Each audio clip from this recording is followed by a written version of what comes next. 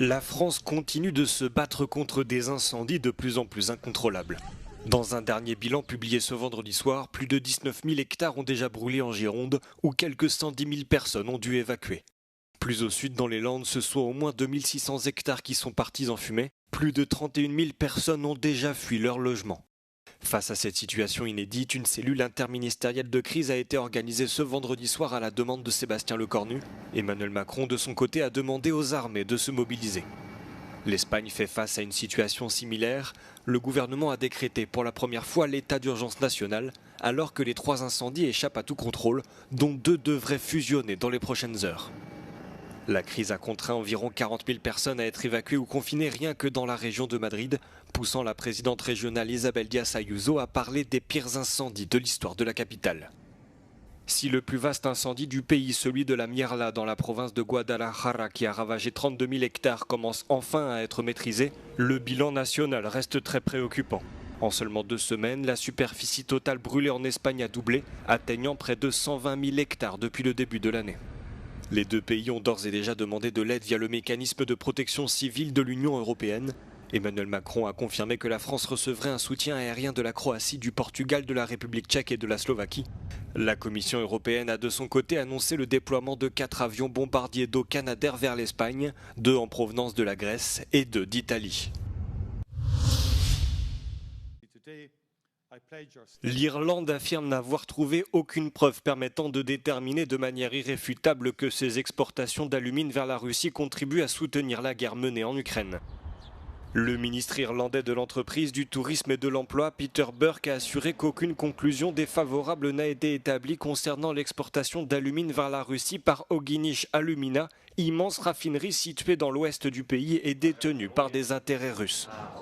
L'enquête interne du gouvernement a permis d'examiner les données de l'entreprise, des flux commerciaux, des articles de presse ainsi que les informations fournies par les gouvernements ukrainiens et suédois. Elle a depuis été transmise à la Commission européenne pour examen, a précisé le ministre.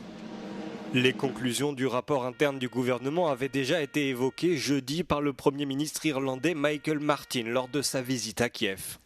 Le gouvernement tente ainsi d'éteindre une polémique née d'une enquête publiée par un consortium de médias en mars dernier. Elle avait permis de mettre au jour la manière dont l'alumine produite en Irlande est envoyée vers des fonderies russes. Commercialisée sous forme de poudre blanche, l'alumine est la matière première utilisée pour fabriquer l'aluminium, un métal léger couramment utilisé dans les armes de combat. Une nouvelle étude révèle qu'au cours de la dernière décennie, plusieurs dizaines de milliers de personnes en Hongrie auraient échappé à un cancer du poumon ou à d'autres maladies liées au tabagisme grâce à l'interdiction de fumer dans les restaurants, les bars et les cafés, entrée en vigueur le 1er janvier 2012. Les chercheurs du groupe HUN Cancer EPI ont analysé une grande quantité de données et ont constaté que chez les personnes d'âge moyen, le nombre de cas de cancer liés au tabagisme avait diminué de moitié entre 2011 et 2023.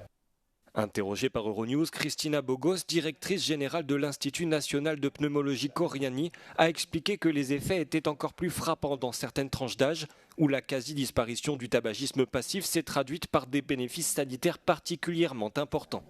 Valóban azt tapasztaltuk, hogy 2011 és 23 között az 50 és 59 éves korosztály között ez a halálozás, azaz mortalitás 60%-kal csökkent, de ami még valóban a legnagyszerűbb hír, hogy a megbetegedések száma, tehát az új megbetegedések száma is csökkent, és akkor nevezzük nevén azt, hogy a tüdőrák mellett ez a fejnyaki tumorok, gégetumor, nyelőcsőtumorok, amik szervesen összefüggést mutatnak egyébként a dohányzással. Ces maladies étaient autrefois bien plus fréquentes chez les hommes. Aujourd'hui, il n'existe pratiquement plus de différence entre les 2 sexes.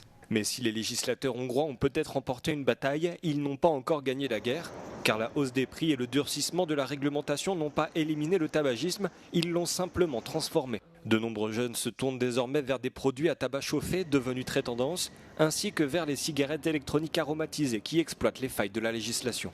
Et ces produits sont tout aussi nocifs que le tabac traditionnel pour ceux qui le consomment et pour les personnes qui les entourent.